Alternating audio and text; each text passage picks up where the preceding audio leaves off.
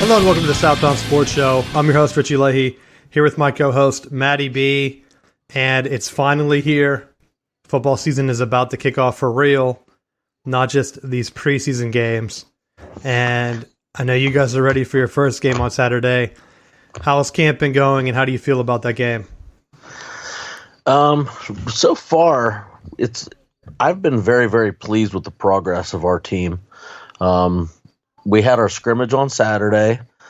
It was hotter than the 19th level of hell. Doubtful. Not as hot as down here. No, it had to have been equally. No, I was up in the press box early since it was at Portage, waiting for the team to arrive, and I just thought, well, this is going to be a great day for a scrimmage because we're going to find out real quick if our conditioning is good or not good. We're gonna know by 10:30, and thankfully, I put a real heavy emphasis on making sure that the kids understand hydration, and it's not just like, well, I drank a gallon of tea before I came,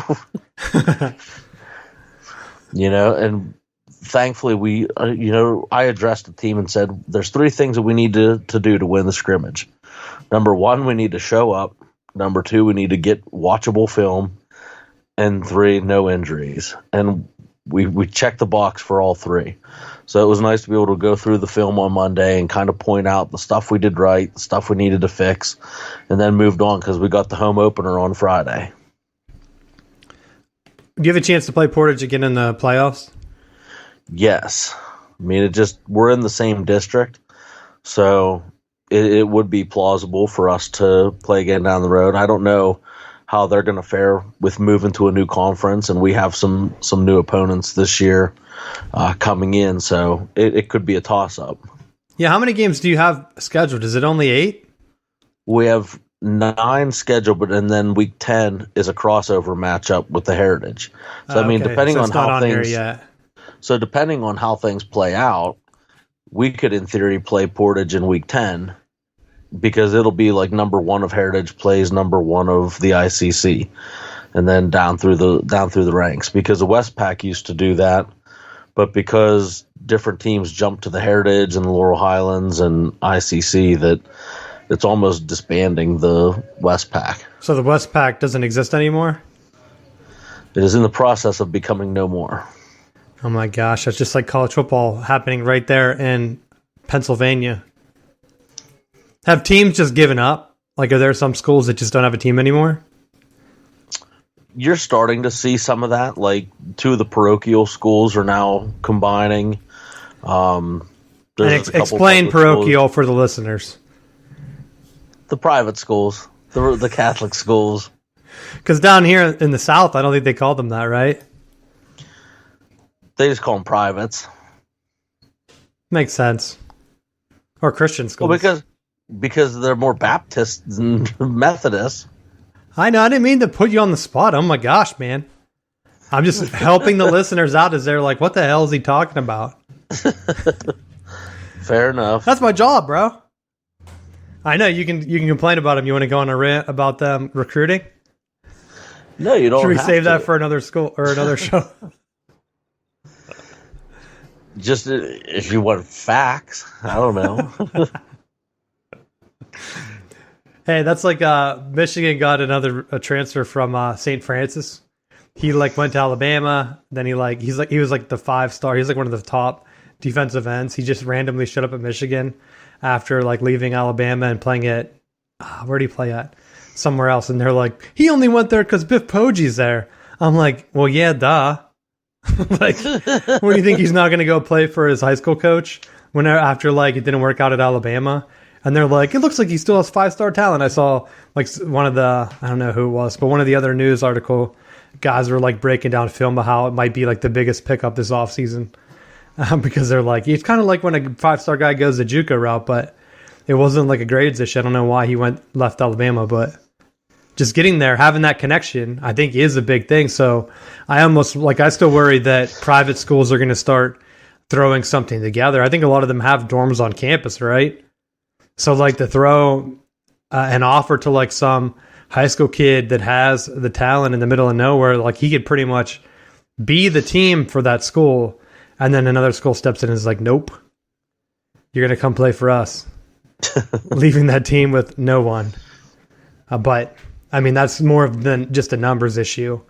Because, like, down here, they started to do, like, youth football games start this weekend. And there's still teams playing from all over. I mean, obviously, I'm in the Raleigh area, and that's the state capital, so there's a good number of kids around here.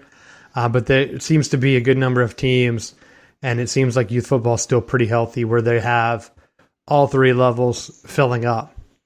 Same with high school. I just think they're at the point where too many people are moving into this area. It might become oversaturated. I don't think football is going anywhere, though. And if anything, it might just become more of a recruiting hotbed. Help out NC State and UNC, and to a lesser extent, Duke. It's kind of like, because those schools could just recruit people from the area and say, hey, come watch our game. You go to NC State, stadium's usually full, you know. Oh, I could play here. This is awesome. You go to UNC, stadium's half full, and you're like, oh, this is okay, I guess. And then you go to Duke, and there's no one there. And you're like, oh, man, I guess if I had to choose. Like, I wonder how much of that's going to play into realignment or anything. But that's off topic. Anything you have left on high school you want to talk about? No, just excited to be back. I mean, unfortunately, we don't have our home field again, but we were approved for our stadium project. So one final go around of being the Road Warriors. So where do you play? We play at Hollidaysburg. That's what I thought. Okay, yeah, because that's where you played last year. Yep, we're close enough that it's a short drive, but just enough to be a pain in the butt. Are the colors on the field the same, or are they purple? Like a bluish purple. I couldn't remember what they were. Yeah. Do they have the AstroTurf? Or they don't have the AstroTurf, but you mean like the other field turf, or do they just have grass? Yeah, field turf. Nice. So it's nice that for 2 years we'll be playing on that surface, and then we'll just be in our backyard. It'll just be back to mud. it will have a nice playing surface. Well, better than baseball sand, right? Absolutely. Like the Raiders. Hey, you can get a nice quarterback slide in, though. I mean, like, how many guys do we talk about not having a good slide? Oh, that's a sore spot. All right, let's get into NFL preseason. Talking about quarterbacks, man. Matt Corral for the Panthers going down with a foot injury. It was kind of hard to see. Like, he got rolled over, and I didn't watch that game. I almost bit the bullet and ended up, I'm like, you know what? Maybe I should test NFL Plus for the show. You know, right? Because it was only $5, and I thought this would be good to have so that people can't complain to me saying, like, why are you talking trash on a service you don't even know? I signed into the app, right? Crashes like 20 times. I couldn't even do it. I thought, well, this is good for the show because I can just bring this up. Because I wanted to just end up, I was like, I wonder what the Packers are doing. I should watch a Packers game. And I'll see if I can watch it. Definitely I could have. It wasn't blacked out. The Panthers were blacked out, but they were also on TV. So I had that one on. And then tried to do it. And I'm like, I don't know how anyone, honestly, if the app doesn't even work, how could someone feel confident paying through that same app, right? Because, like, I wouldn't be shocked if I tried to do it and I had 13 charges on my card. Because, like, if it just keeps refreshing, like, what the heck do you expect is going to happen? Now, to their credit, because I went through the process, I have a Roku TV. They had the Roku billing, which I guess is something you can set up. I don't know. I don't do that. And then they also said that you could prepay using, like, a bunch of other services, like on the internet, and then type in your password and stuff and log in. But that's a lot of work for me, and I really didn't care enough for preseason that there were people streaming the games out anyway, which I sent you a link, Matt, for streaming just to see, and from my phone, and I'll say the quality for random people setting up streams is 100 times better than like the NFL's own app. And I'm like, why? Why can you not figure it out? We've been streaming games since 2009, like maybe even before that. But you can't figure out how to get a solid stream without everything crashing, and you still can't serve me ads. That's the other thing that people are complaining about, which we'll get into later with the Big Ten television deal. I had some comments on that. But with like streaming for ESPN and stuff, they're not even serving ads still. You just get like a blank, the game will return or whatever it says. Why? What are you guys doing? How do you not get ads? At least Hulu's give me Spanish ads. Bring in Spanish ads. Do something. Because you never know. Like, then they cut back and it doesn't make sense. But that's off topic. So that's my NFL stuff. There's the other injury from, what's that guy's name, Matt? The guy from the Ducks. The defensive end. Thibodeau. Yeah, because you always make fun of me for pronouncing it. So I'm definitely not going to do that. I'll just avoid it the entire year because he got hurt. He got into the backfield, right? And they tried to do a backside cut block. Am I explaining it good? Yes. As a non-coach? So yes. In college, it's illegal. So when he gets in the backfield, you can't cut him. And by cutting, he means making a block below the knee area. Yeah, they're basically a lot of the option teams like Army and Navy do it to try to like just prevent guys from getting penetration. So like if you're a run team, you can just cut.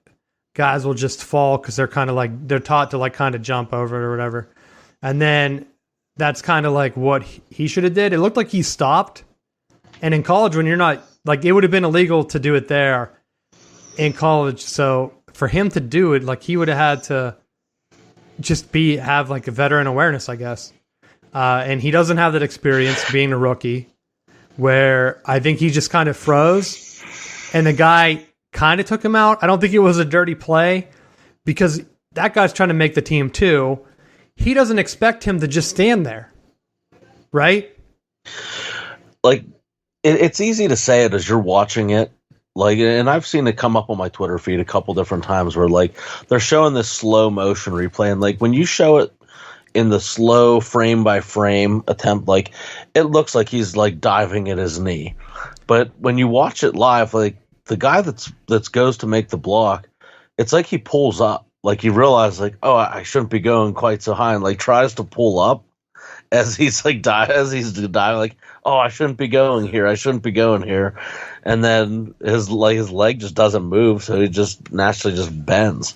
Like it looks a lot worse on the film. I think even in slow-mo, I see the same thing. I think he's kind of trying to pull up, but I honestly think he kind of tucks where he expects the defender to kind of just roll with it, right? Like it's almost like, oh, he beat me. I'm just going to, go down so I don't get hurt. But like I said, he kind of like it froze him. Like he wasn't expecting that at all, which, I mean, there were a lot of coaches saying that they don't even practice that at practice because they're afraid of injuries. So maybe the NFL should get rid of it. And it's very clear that he hasn't practiced against it, and he hasn't seen it in a game, at least recently. So he wasn't expecting it. And I honestly think he just froze, which is kind of like inexperience. And unfortunately, he gets injured from it.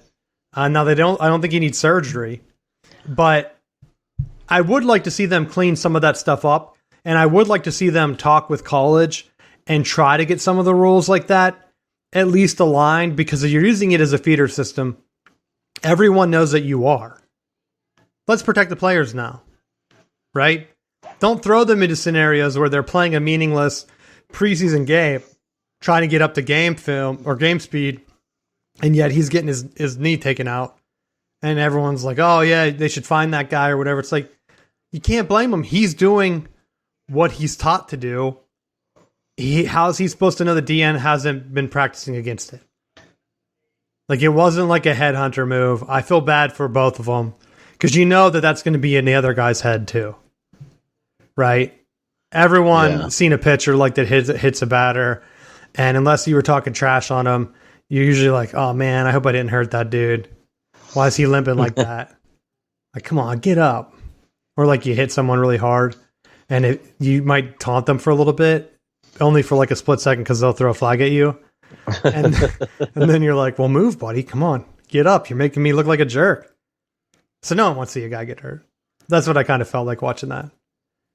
But that's pretty much the main preseason stuff I had. Did you watch any of the games this week? You might have been too busy with your. I did watch some of the Steelers game while it was like I did watch a Steelers with Pickett. with the background. It was kind of background because I had to break down my own film. So it was like I was catching some plays here and there.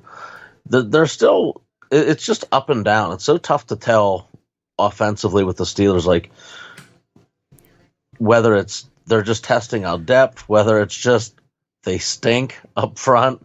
Like it's bad enough that Tomlin just said in his press conference, "I just make moves." I'll say this: they're not going to have a good year. They looked bad, and you're playing against the Jaguars, and then the last week that team even looked worse, the Seahawks. So then you're like, ugh, none of these teams are good. The Seahawks could be one of the worst teams, and it's almost like Pete Carroll, like, what are you going to do? Are you going to just quit? They're playing Russell Wilson week 1. What if the Broncos, like, light them up? And I'm like, yeah, that's a bad look for him. I don't think he wants to go out like that, but where do you rebuild? Like, do you ask for Garoppolo and just say, hey, we're going to at least be mediocre? The Steelers have Pickett. Pickett looks like a guy that gets out there and makes plays. They've never had a quarterback like that since Roethlisberger, let's be honest. I've wanted Mason Rudolph to just give me a little flash of that, of like, hey, go out there and make plays. I know the Bears wanted Trubisky to do it for years, and that's why I'm not sold on him at all. You can come on the show, Matt, and say, hey, Trubisky looked pretty good. He's a serviceable quarterback. You need a guy that can make plays. Pickett can do that. Now, if the team is so bad, I wouldn't play him right away. I would be worried that they're going to break him. And I'm also going to be worried that they're going to break Najee Harris. Because you're going to get into a situation where you don't have a quarterback that makes plays. You're going to feed Harris a ton again. And you're cutting years off his career. And I hope they don't ruin him like that, because I think he's a great running back. So do you just bite the bullet? If it were me, I've been thinking about this before the show. I would have Pickett watch the first 6 games or so. Then you play it by record. If the Steelers surprisingly are like 5-1 or even 4-2, I think you can give Trubisky another couple weeks and see how he goes. If the Steelers are like 1-5, or hell, even if they go like 0-4, maybe you pull the trigger a little bit earlier and tell Pickett to get in there. I think if they're around like 500, I would go around like week 6 and say, hey, we're going to start giving you some time. Maybe he doesn't play the whole game, but I would want him to get in there, because I think having him in there to extend plays and make throws and move the ball is going to take a load off Najee Harris. You don't want to keep Trubisky in there just to keep Pickett safe and then ruin Harris. Unfortunately, I think if their years were reversed, where Najee Harris was coming in as the rookie this year and Pickett was from last year, I think it would have worked out better for Harris's career.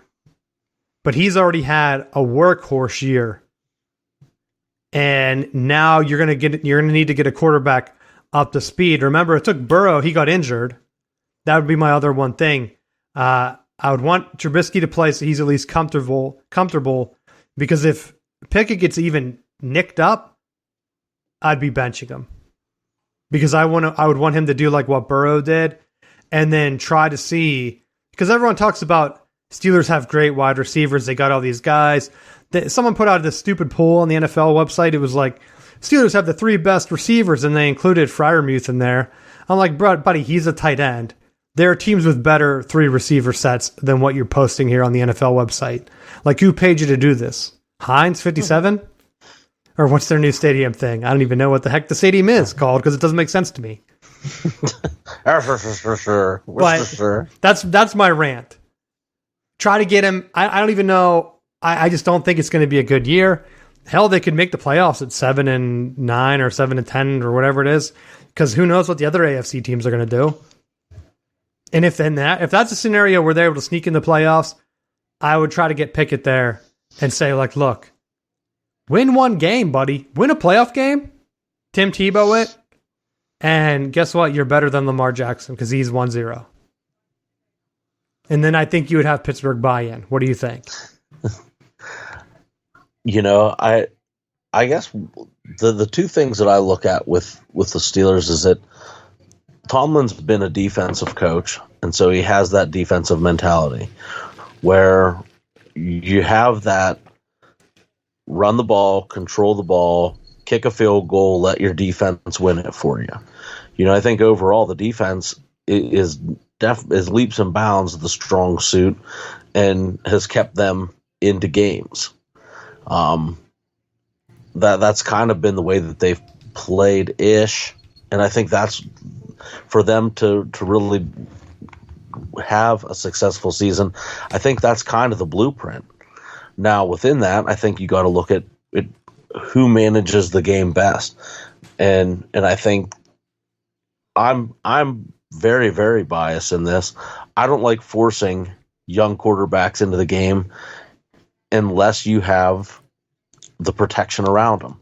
If he has the receivers that can make plays and he can throw quick to get himself out of trouble, if he has a strong running game, if he has a strong offensive line, if he has some of that stuff around him where he can kind of grow a little bit on the job training, you can get away with it.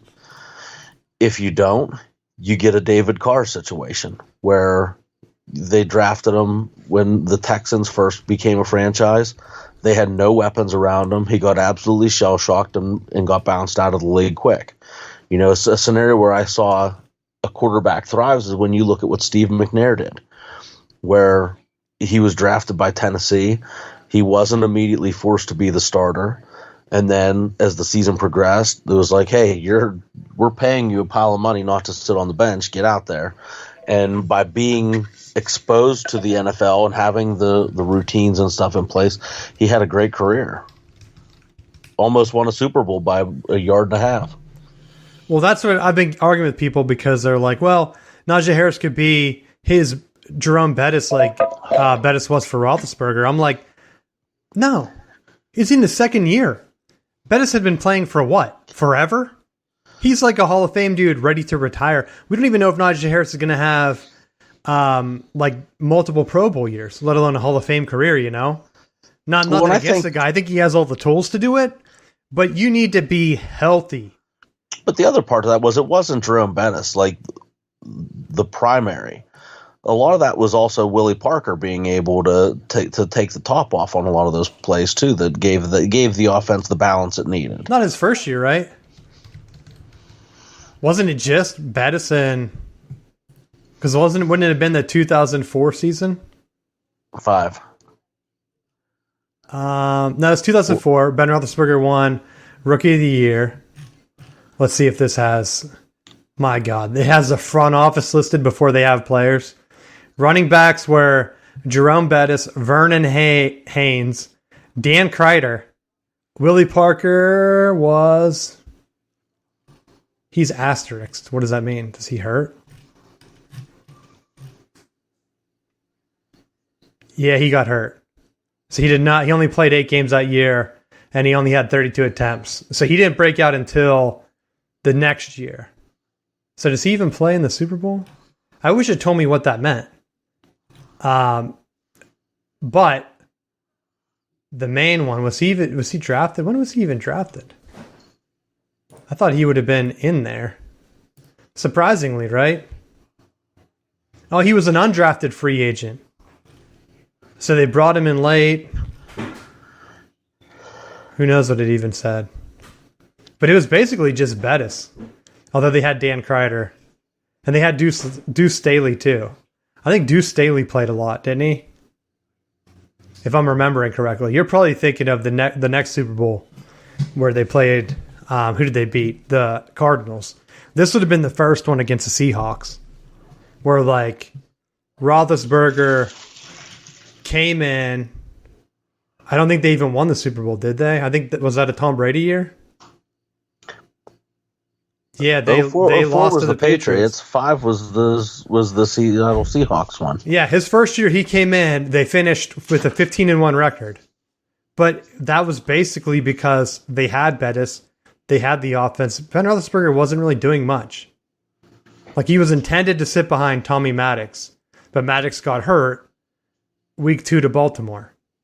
That's exactly what I would like to see. I don't want to see Trubisky get hurt, but I think that that's what they should try to do. Is like, hey, let's build the offense and like try to get stuff going, and then bring him in after a couple of weeks.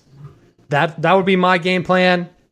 Look, Tomlin, it worked in the past. Unfortunately, it took active whatever. I mean, Jerome Bettis, man, he broke the rushing record again. It looks like he had a season-long duel with Curtis Martin where they were fighting for the fourth rushing all-time rusher to pass Eric Dickerson, which would have been crazy. Do people even remember Curtis Martin? Why are you laughing at that? That's one of Tom Brady's major weapons. People don't even mention him. They always bring up, he was with the Jets, or no, he didn't play with them, did he? Which guy am I thinking of? The other running back they had. Now I'm sounding crazy. Too much past I'm talking about. Anything else you have on the Steelers? No. Well, I'm going to use that as a segue since I'm starting to spout nonsense. My man, Tom Brady. Dana White, for some reason, the UFC guy, said that he was recruiting Tom Brady to the Raiders. And in the past, we've talked about his comment about they picked that guy over me. And I had said my feeling was it was a team out west. Tom Brady grew out there. I thought it was the 49ers, and he was talking about Garoppolo. Even though he was probably friends with him for a while since they played together. But maybe not, competitive nature. Dana White said that he was referring to Derek Carr and the Raiders. And he said that Gronk had signed up even though Gronk really didn't. But Dana White was apparently showing Tom Brady houses or something. And at the last minute, John Gruden said no. Which is crazy because now Gruden's career is ruined. What do you think would have happened if this is true?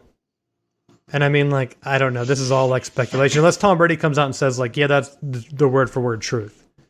But at this point, he hasn't. Do you think Gruden would have been railroaded if he was coming off a Super Bowl victory?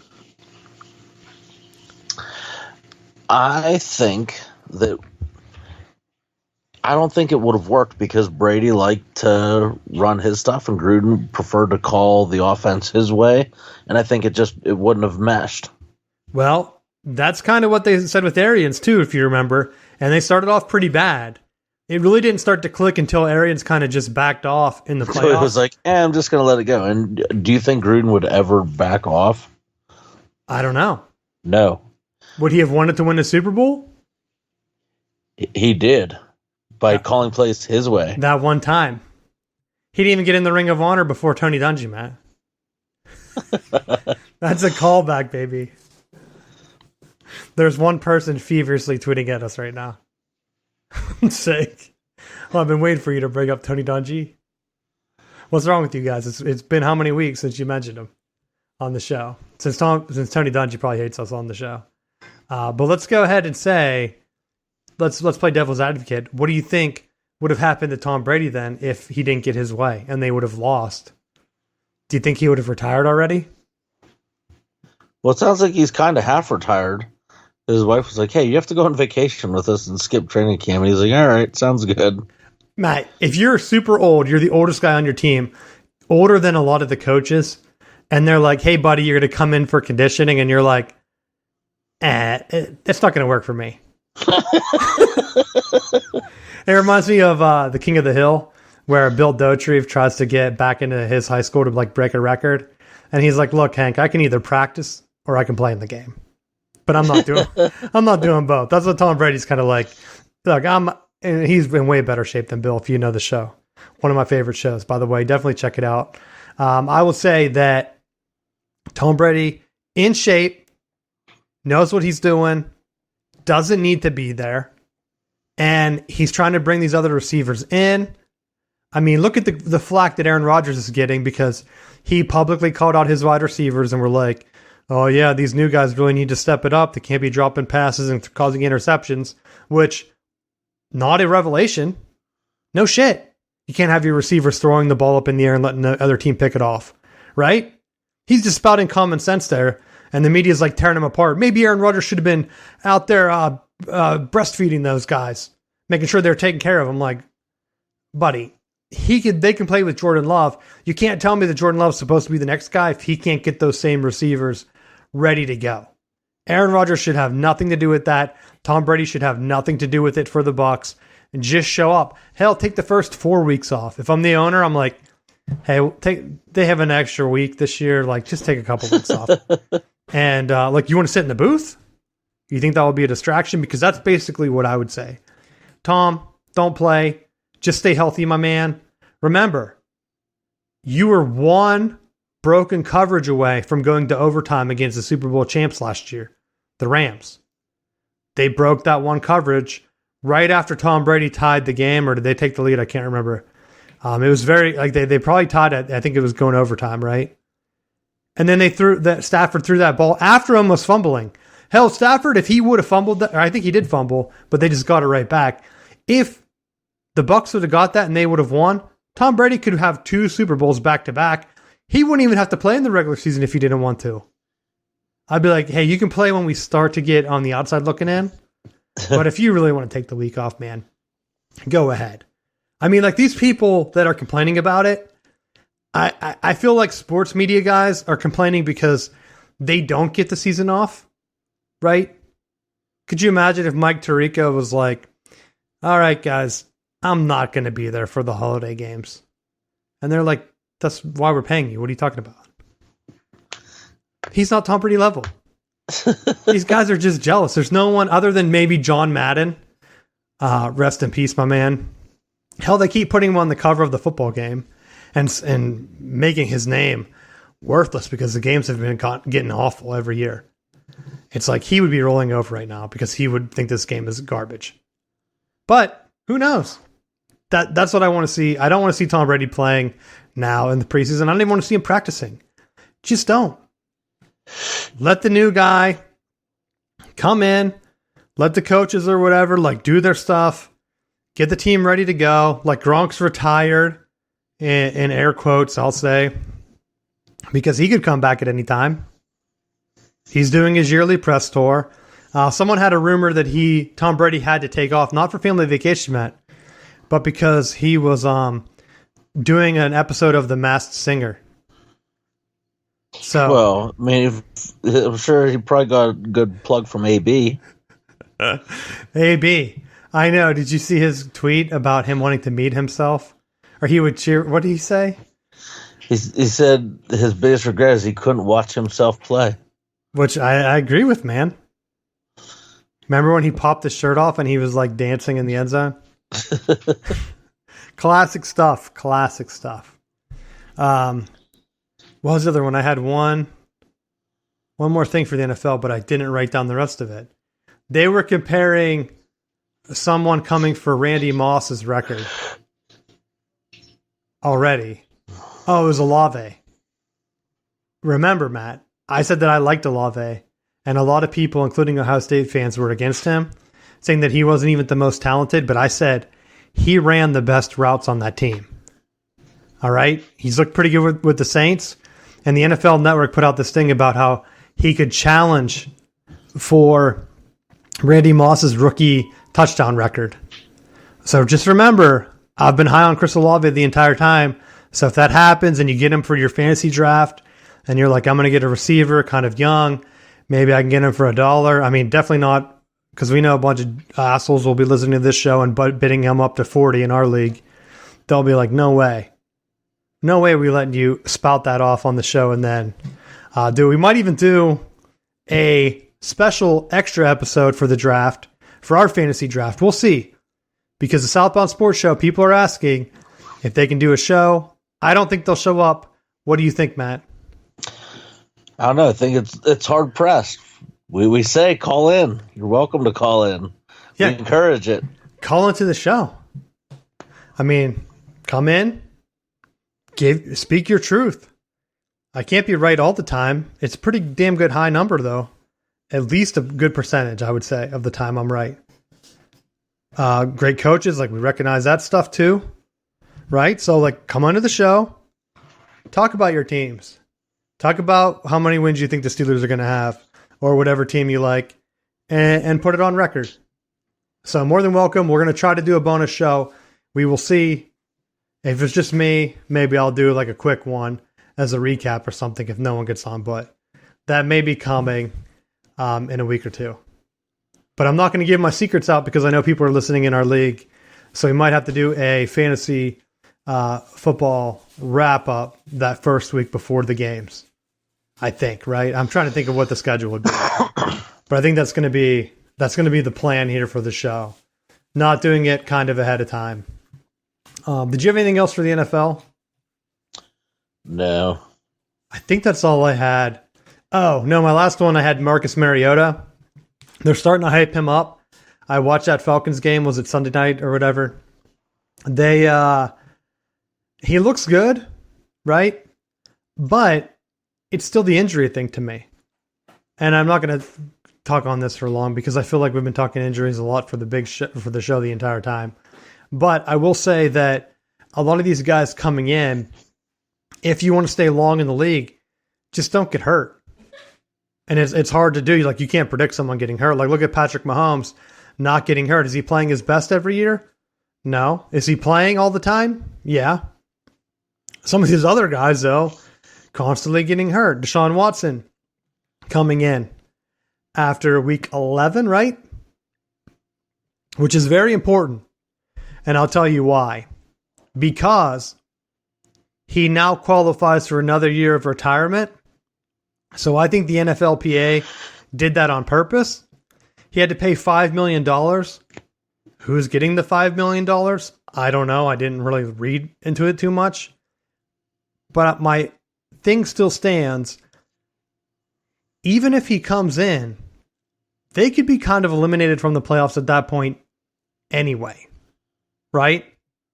So you have that opening week match. I think they play Baker Mayfield and the Panthers, right?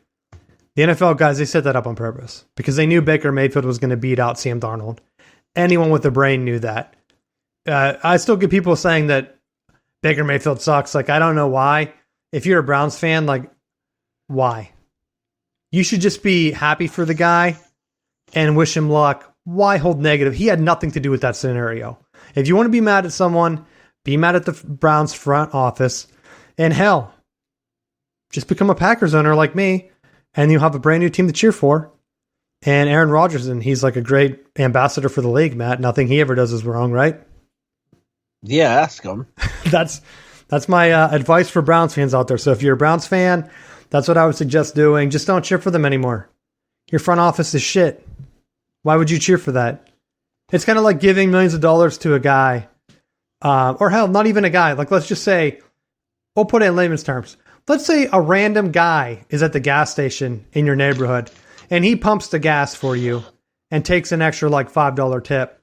Meanwhile, you could just self-serve yourself and save the money. That's kind of like what it's like being a Browns fan. You're just giving the guy the money, even though you still have to serve yourself. Like, your team's doing nothing. Why are you giving the Browns any money? He's just taking it, kind of like the Pirates. You're just there giving the guy the money and then self-serving yourself. And then you're hating yourself because the Browns are so bad. Meanwhile, the guy just stands there, takes the money, and does nothing.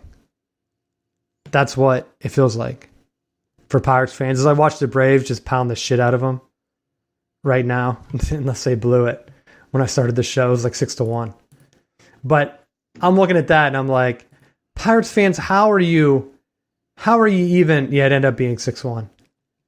How are you even excited about the year? I saw a thing. This is my transition into college football, by the way. I saw Pirates, their local media was posting a thing about how the Pirates fans should be good because they beat the Red Sox, and the Red Sox have an even worse team with the higher payroll. So the Pirates, even if they had a higher payroll, it doesn't mean that they would be successful.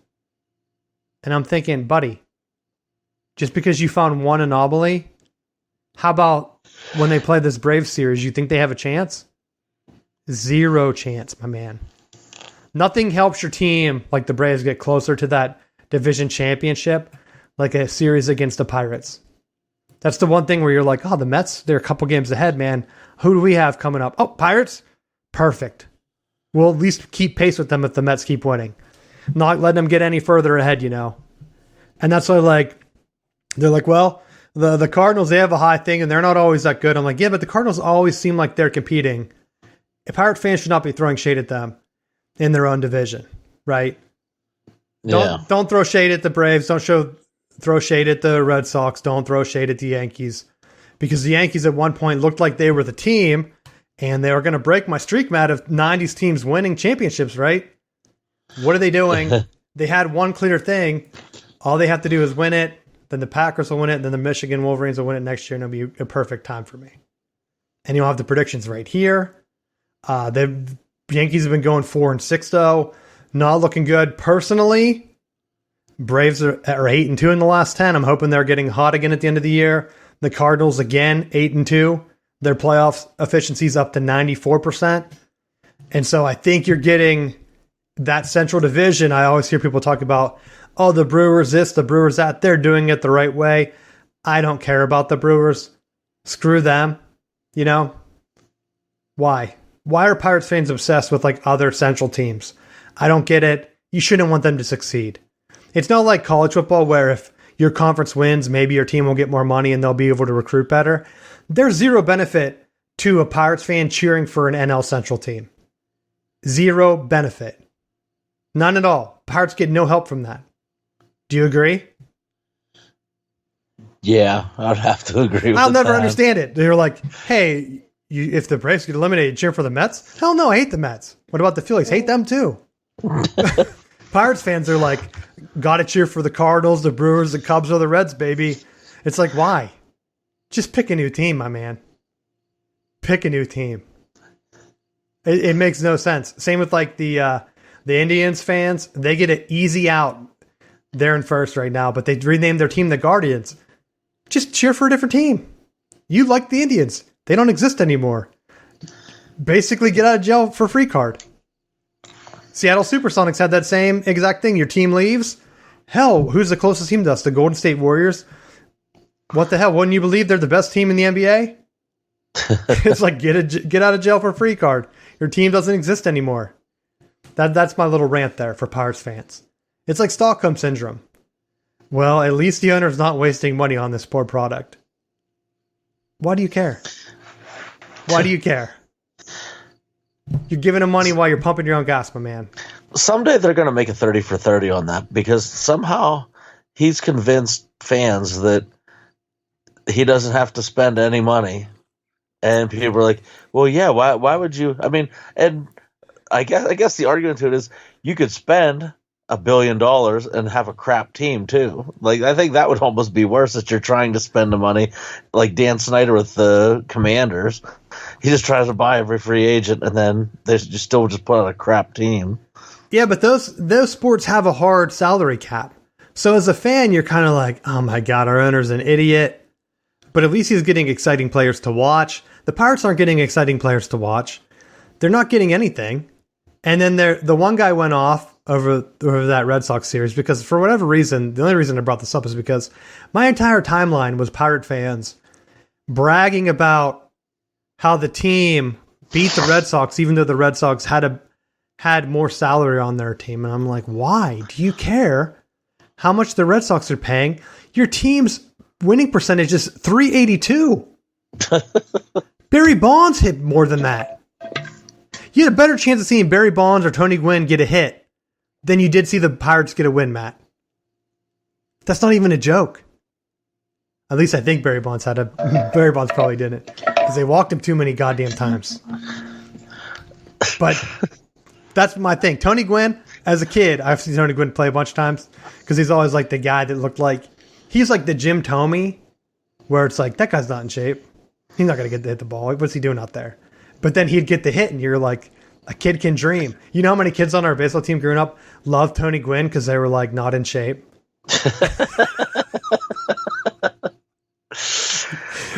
People these days don't know like Tony Gwynn because I've never seen like a young kid be like, hey, I remember Tony Gwynn. But growing up in the 90s, every kid that wasn't like athletically gifted loved Tony Gwynn because they're like, holy shit, that could be me. All I have to do is hit little plunkers into the outfield. Right? You know what I'm talking about. Yep. He was the guy. It was like, what's his strong point? Well, he just puts the ball in play, and for some reason, it just bloops right in the outfield every time. It's like unbelievable. It's like the guy shooting underhand free throws. It's like, do I want to look like that? No, but it gets the job done, Matt. Let's get into college football. Opening day is coming up. The real opening day. I'm not talking about that weird Thursday half. I'm talking about big noon. Big noon 30, because it's not really at 12 this week. You got Nebraska, Northwestern, two premier Big Ten coaches. Scott Frost. He almost won that national championship in 1997. Now he's back, and he's coaching against Pat Fitzgerald, who won the Big Ten around that same time a couple times. Didn't he break his leg in the Iowa game? Came back. Now he's coaching. Someone put out like the best Big Ten coaches. They had Pat Fitzgerald at number 2. And everyone's like, are you mad about this? I'm like, I don't care what someone thinks who the second best Big Ten coach is. Make the playoffs then. He has like the Iowa, whatever these teams are, Northwestern and Iowa, I feel like they have the cycle down, right? You get a recruiting class, maybe it's full of linemen, whatever they get, redshirt everybody a year. When those guys are seniors, they have a chance to win the Big Ten, at least win the Big Ten West, and then like they get to the Big Ten championship and most likely lose to the team from the East. Iowa just had their year last year. Northwestern had it a couple years ago. Is it Northwestern's year? I don't know. If Nebraska loses, they're the favorite by 13 points. If Nebraska loses, I'll make an early prediction that Scott Frost is fired before the year's over. I have nothing else on that. I just don't think he's able to rebound from a loss like this. Northwestern's been okay, but I think it's another down year for them. It takes them a while to build up. I don't think Northwestern has the hype this year coming in. I think everyone on the West is looking at either Iowa, potentially Minnesota, or Wisconsin as the team. This year, Northwestern is not it. And Nebraska has to play them, North Dakota, then Georgia Southern. So theoretically, even if they lose, they could be 2-1. But then they play Oklahoma, and then you're back at 500. You can't lose to Indiana or Rutgers or Purdue. And I just don't think that if he loses to Northwestern on there, even though it's on the road, I think his seat is so hot that he loses the team. That's my prediction. This is easily the biggest game of the weekend. The other big-time game, including two semi-named teams, would be Vanderbilt and Hawaii. But like I said, that's not really anything because if Vanderbilt loses, no one bats an eye. Hawaii wins. What does that matter? Did you see the article about Scott Frost, line coach? No, what did it say? It was like they're into camp, and he's like, "Yeah, I look over there, and there's multiple players throwing up." Oh yeah, I did see that. I know what you're talking about now. What do you think of that as a coach? That is either A, they're extremely out of shape, or B, that offensive line coach is an idiot and asking for someone to have some type of major medical issue that's going to get everybody sued at Nebraska. But then they already have training issues with him. That's the one thing that I don't understand. It's like, it feels like Scott Frost has been treading water. I mean, the rumors are out there if you want to search him out about him coming in and taking advantage of like his glory days, hanging out at his favorite spots, being visible, like doing all this stuff, but not really being team focused or family focused. And I honestly think that takes a toll. And is he able to rebound? I don't know. Would his career be ruined? I could easily see him like ending up at Alabama and then getting rehab somewhere else and being successful, right? It would almost be the same as if Harbaugh didn't bounce back this past year, or hell, if he went to the NFL. Even if he flamed out in the NFL, I still think Harbaugh would be able to find success somewhere else. Like if he came back to college and he like ended up back at Stanford or something, he would be successful again. I think Scott Frost kind of has the same way where he went back home, he got in over his head fast because I think he kind of took it for granted, where at UCF, he couldn't take it for granted, and he was building the culture straight up. I think in Nebraska, he never rebuilt the culture. Is it too late for him? I don't know. Last year, it seemed like they were kind of on the right path, but you can't lose every single game that you're close in and then say you're the best 3-9 team. That's just embarrassing. Like if you were 6-6 and you lost to Michigan and Oklahoma on like big teams, like, okay, I get it, buddy. And you were close in every other game, but to lose 9 of them that way and then brag about it, like, hell yeah, we're the best 3-win team. Like that's just a bad look, and I think he's done. He could prove me wrong. They play Michigan this year. It's at the Big House, though. Like, I don't know. I think like a lot of programs, you kind of give part of his tenure a little bit of reprieve because of the COVID year, but I don't think that it excuses a slow start this year. Like there's no more excuses for him. His seat's been hot since last year. I think it's now put up time for him. Well, didn't he get the cut? I'm pretty sure they gave him the pay cut like Michigan gave Harbaugh. Unless I remember that was someone else, but I'm pretty sure we talked about it. And so I think it was him. And that's the only thing that I think might put him over the edge as kind of like a wake-up call. Like, hey, buddy, quit doing what you're doing or we're definitely going to fire you. Now, whether that pisses him off to enough where he has a successful season and he jumps to go somewhere else, because let's be honest, some other teams would still take a jump at him, especially like in the South. Like I know Cristobal's at Miami, but like if Scott Frost went back down to a different team that was kind of down and took that next jump at him, I don't think that there would be. I don't even think they would even bat an eye. I just don't know where his recruiting ties were. Like, were they really limited to only Florida? Like, if he ended up like at Auburn or something like that, because Auburn's been having issues. Would it really be that bad for him if he had guys that could just come in, recruit, and they're like, buddy, you just focus on the offense because when Auburn has a good offense, we're going to be good. You know, that could be a good landing spot for him. And I think he would do well there.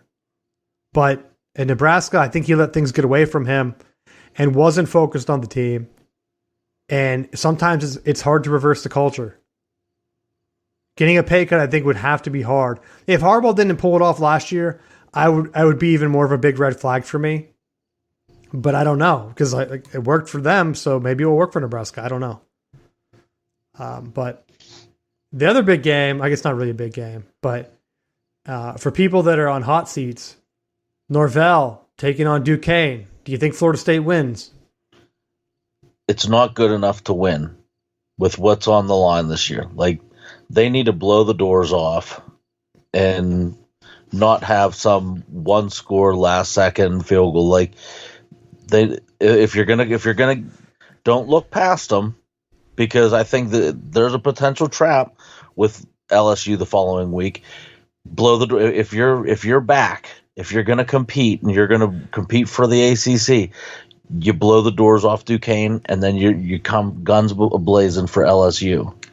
You want to know what scares me for Florida State going forward? How much do you think those tickets are going for right now? Probably not much. $19. St. Francis, PA tickets against Akron, $17. So Florida State against a similar team, Duquesne and St. Francis, PA, are only pulling $2 more than Akron's getting. That's scary. Florida A&M and North Carolina is going for 20, and we know North Carolina doesn't really draw. But that should not even during the heyday years. Don't even like bother putting the game on because you know it's going to be done in the first quarter. That's a ticket price where I think you would get. I don't know. Let me look and see what other cupcakes are going for. What's another good team? Too many big time games right now. Western Michigan and Michigan State. The first one I found. It's happening on a Friday night. Their tickets are going for $39. That's about where I think I would expect to see Florida State at. Hell, Virginia Tech and Old Dominion are going for $83. So, like, I still think if you're going to be doing a cupcake game, like in your Florida State, I know it's like a lower level team. Those were the first ones like that I was looking at. I think that's where you're going to be scared going forward and say, like, That's what it's going to be. Hell, Michigan and Colorado State are going for $42. That's the type. Like I would say anywhere between like $30-$40. You know, I think Virginia Tech one's kind of high, but that Virginia Tech Old Dominion one, there's also it's within the state, and there's also like people that have that interest between the teams.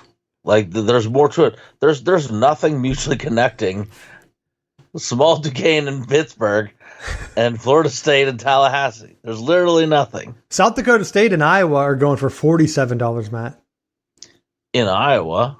People are going to see that big time money. You want to know what the lowest one I've seen on here is? What's that? Buffalo and Maryland. Guess how much?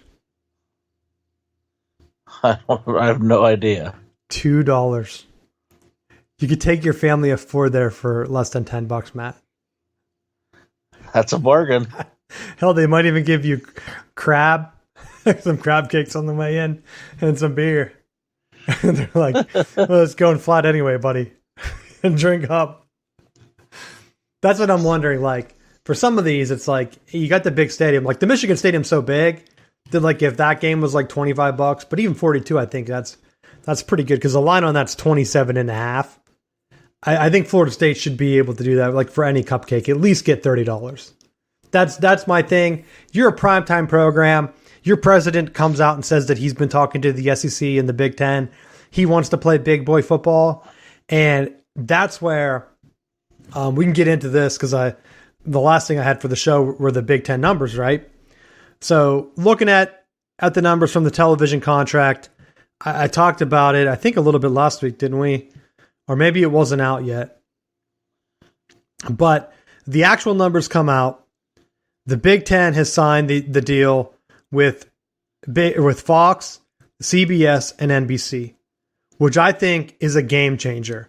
I keep hearing people talk about the SEC on ESPN, right, and ABC, and how they're equal to the Big Ten. They are not equal to the Big Ten, right? Every year from ESPN, starting in 2024, this is their brand new deal, right? It's signed for 10 years. So from 2024 to 2020 or 2034, the SEC is getting $300 million a year. The new Big Ten contract per year, they're getting $1.15 billion. Billion. That's over 3 times what the SEC is getting from ESPN. Right? Both conferences right now are going to have 16 teams. I've heard a lot of talk on the SEC side saying, well, that doesn't include Texas and that doesn't include Oklahoma. Okay, I get that. We don't know what the renegotiated numbers are. But you're telling me that right now ESPN has the SEC locked up for $300 million. The Big 12, the entire Big 12, Matt, is worth $200 million. So if you're telling me that Texas and Oklahoma are the only teams worth anything in there, they could add the $200 million, which would be $100 million a team, which is what they were saying UCLA and USC are worth to the Big Ten. Add that to the SEC, they're still half of what the Big Ten's getting. I don't see how that conference is safe. Someone put out there and said, do you know the SEC buyout's only $45 million if they don't even give them a year out? Did you know that? No. So the buyout for the SEC, I think, is if you give them a 2-year advance, it's $30 million. If you don't give them a heads up, you have to just pay an extra $15 million fine. So if Fox sits down and says, hey, SEC, or we're going to talk to NBC and CBS, like, hey, you three, like, hey, buddies, what are we doing over here? We want to do like an NFL thing. What if we just cherry picked Alabama from the SEC, right? And Georgia, or whatever teams we want, and they join the Big Ten? Who's going to stop them? Right? The narrative, if Alabama, because I looked at the numbers, if Alabama flips to the Big Ten, guess what, leads in national championships, right? Because Alabama's been winning all the national championships. So you can't say, well, the SEC is just the best, because I keep hearing that the SEC wins all the national championships, so that's what matters. The Big Ten is going to be irrelevant. Not so fast. The Big Ten's also saying that with this new contract, they're working with the NCAA. They're going to see if they can pay players from this. Could you imagine if Rutgers players from the Big Ten television deal now make more money than most of the SEC schools? Do you think players are going to keep going to Ole Miss? No. They're not. There's no chance. Why would you do that? If Rutgers and all these other Big Ten schools are going to say, hey, you know what, we're throwing together a collective. I know I brought up the numbers right now. So Michigan just launched their own NIL outside of the Big Ten contract, kind of like what Miami did. In one day, their goal is to get every player like a $500 to $1,000 or whatever it would be. I don't know what the numbers would be, but they're like almost halfway to their goal in one day. And I would think we'll check back in next week and see what Michigan's at. But if every fan from their stadium gave like $10 or $15, they would be able to give each player on the roster like $100,000+. Plus, they might also get a base salary from the Big Ten network deal of who knows what that's going to be. Because if the numbers are hold, they only need like a couple million, and then each player's getting a couple thousand per year. I don't see how ESPN is going to look at the network deal and say, hey, SEC, guess what? We decided that we are going to pay you triple what we decided, and we're only going to do that because the Big Ten's paying more. They're not going to do that. Does no one work in contract deals? They're not going to pay you more money just because your neighbor's getting paid more at work. Could you imagine, Matt, if you went to work and was like, hey, you know what? My neighbor works at this other school and they're making it like 3 times what I make. Your school's going to be like, okay, cool. Well, are you going to match that? They're going to say like, probably not, my man. Well, what if I go to that other school? How about we give you like vacation days off or something? Like they're going to try to do something, but I really don't think ESPN, that's bleeding subscribers, is going to throw even more money at the situation. And what I keep hearing is, oh, guess what? They're going to add ACC schools when the SEC already came out and said they don't add value. They're just going to make the money more diluted. So instead of getting whatever the Big Ten's getting, you're going to get even less. So for everyone that keeps telling me, hey, wait till the Big Ten's really going to suck when the SEC adds Clemson, Florida State, Miami, and whatever the fourth team, what is the fourth team they keep saying that's down there? Is it Virginia Tech or maybe? Georgia Tech? I can't remember, but they're like, that's going to be it. They're just going to raid the ACC. And I'm like, okay, how's that any different than what ESPN's already paying for?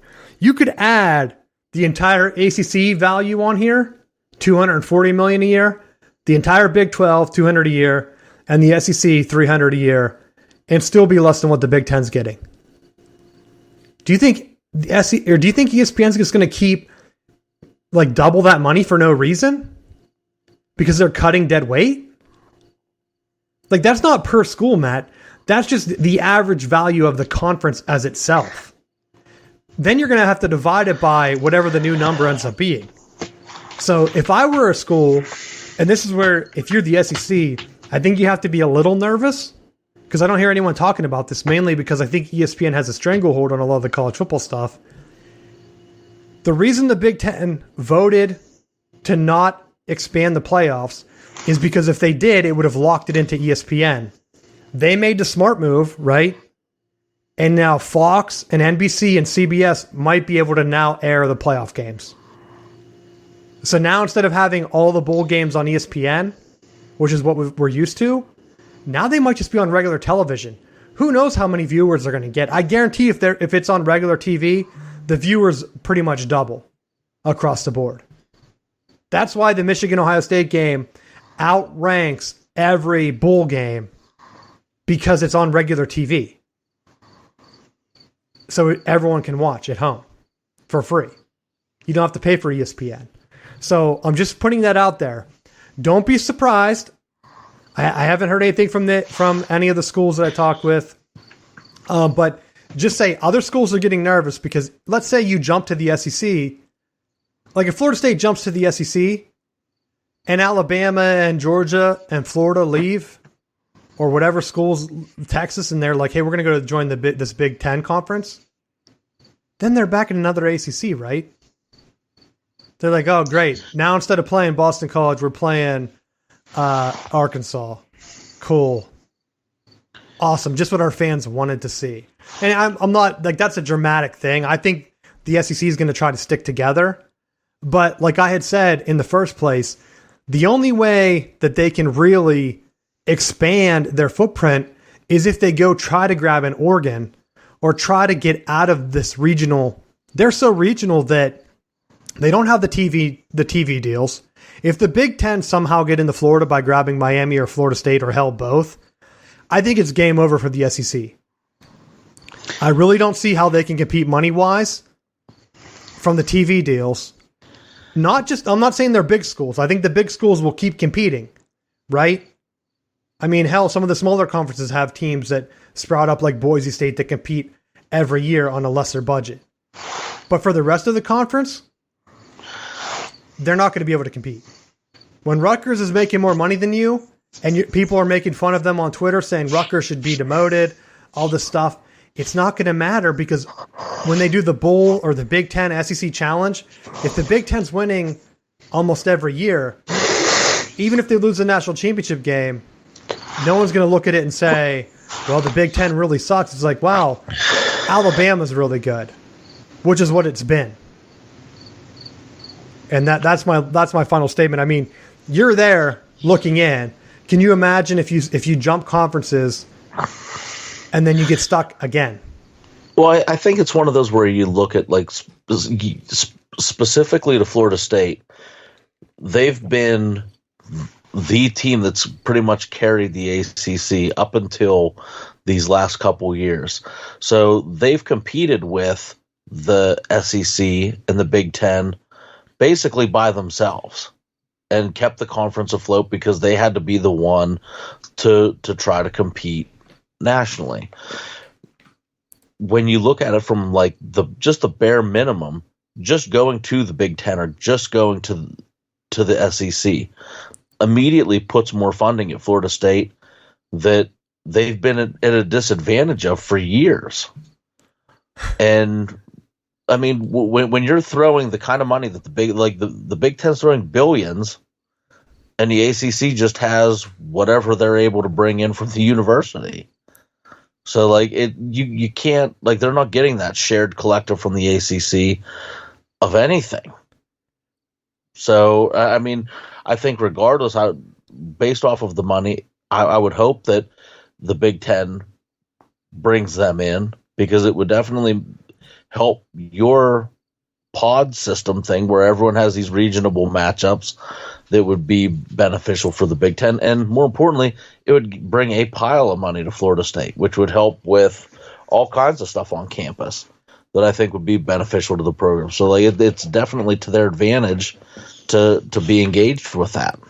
And that's where I think the one thing that the Big Ten is doing, spreading it out, if they're able to get into Florida, and that's not to be seen because we don't know if Florida can get out of their grant of rights with the ACC. I'm sure the SEC is going to try to poach them too, and maybe they won't.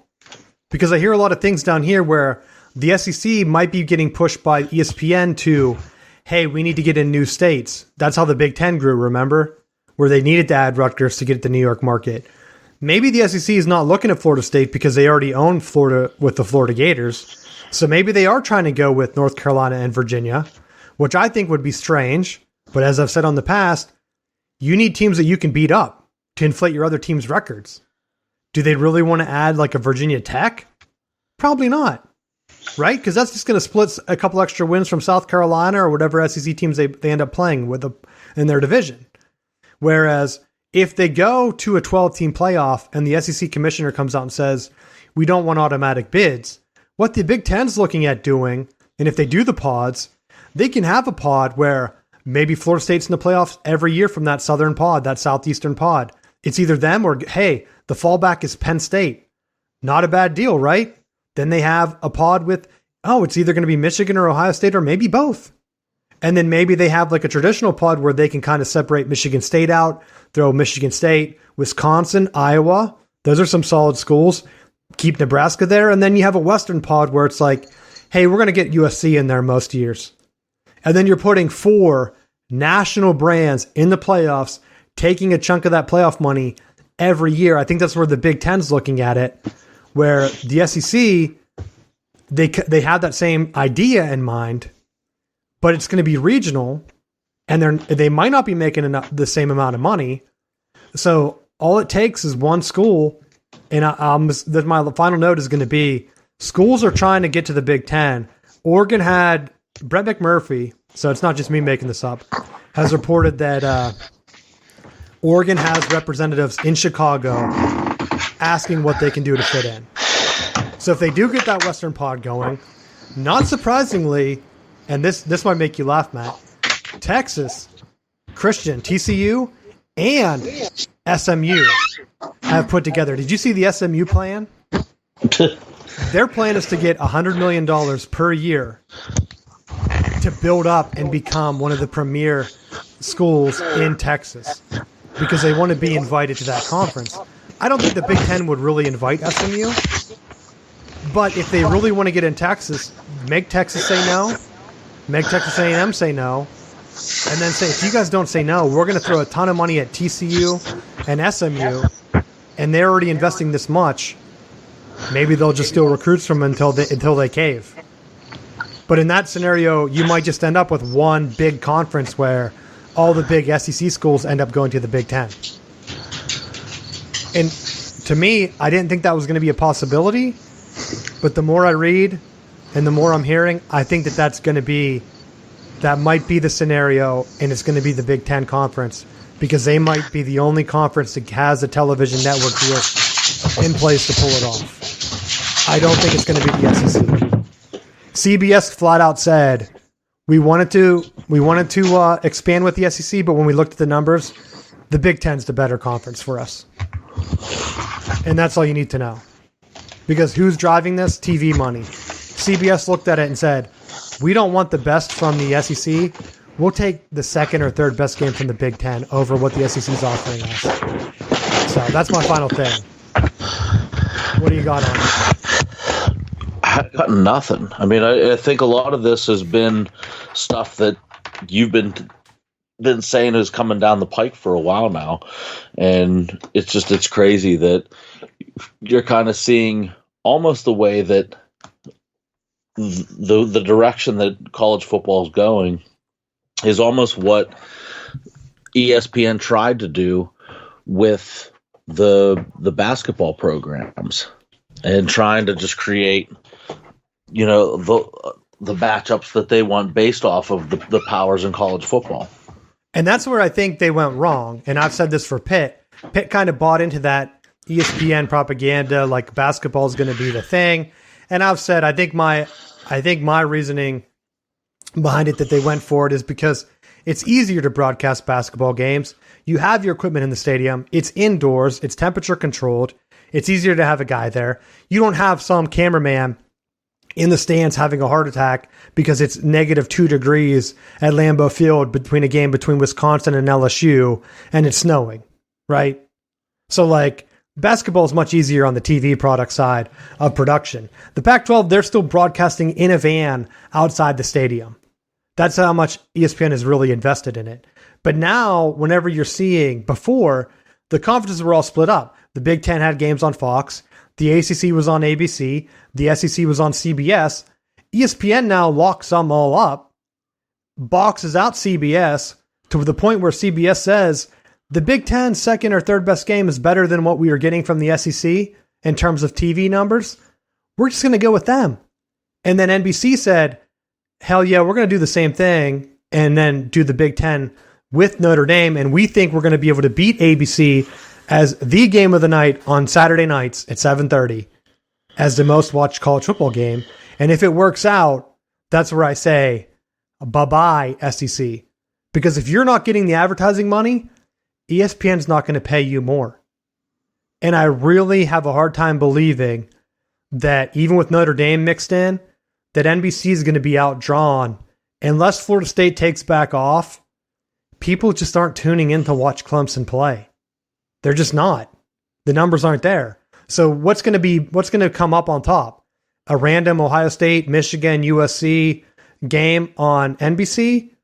Or, throw in Penn State, like whatever matchups you're getting, Notre Dame, compared to Clemson, or if Alabama's not playing, do you just play Alabama every week and hope for the best? They have a cupcake schedule, so you can't do that every week. Who else is the draw there? In terms of TV numbers, they get some good middle numbers, but it's not enough to beat the top dogs. It's just not. It's either Alabama or bust for them. And that's where I want to see how this plays out, because I don't think ESPN's gonna win the advertising money now. How do you pay more for that in 10 years? Heck, in 2 years. Are they really going to double or triple the money because Texas and Oklahoma are coming in? They already failed with the Longhorn Network. Remember that. That's what started this entire thing. Instead of giving the Big 12 a Big 12 network, they said, no, we think Texas is better. That was a disaster. So now that's going to be rolled into the SEC network? I don't see how it's going to pay off. I really don't. The network already failed. How is rolling it into the SEC network going to beat the Big Ten's offering? And if the rumors are true, and Oregon and Washington and Cal and Stanford all join the Big Ten with Notre Dame and some ACC schools, it's over. You have a coast-to-coast conference that's able to broadcast games from noon to 11 at night with big-name schools. No more Pack After Dark with Washington State. It's going to be Pack After Dark featuring Oregon or USC on CBS Sports or whatever it is, NBC Sports. Game over. No one's going to be watching whatever ESPN's putting on at that time. So, that's just a fact. So I would like to see Florida get in there because I think it would help Big Ten recruiting on the East side. That's going to be my final bell. I hope the discussions are true. The commissioner said he's looking at Miami and Florida State as the two ACC schools. And I really think, forget about Virginia and North Carolina and Georgia Tech. They can grab them at any time. Grab them at any time if they want. And hell, even if the SEC picks up Virginia and North Carolina, Virginia Tech and NC State are right there anyway. They have better football products anyway, right? Does the SEC grab them as like a reactionary move? Did they grab West Virginia? At some point, I don't know where the SEC goes if they're not preemptive and get. If I were them, I would grab Colorado, Arizona, Oregon, and Washington today. And maybe Cal if they're interested, and cut the Big Ten off. Then you would have a Power 2 conference. But if they don't do that, I don't see how they win going forward. That's my final bell. What do you got for the final bell? Just check out southboundsports.com and keep up with the support because we appreciate it. Yeah, football's back, man. So we'll be getting into it. As you can tell, I'm getting pumped up, more confident in my rants because it's football season. So thanks for listening, and we'll see you next week.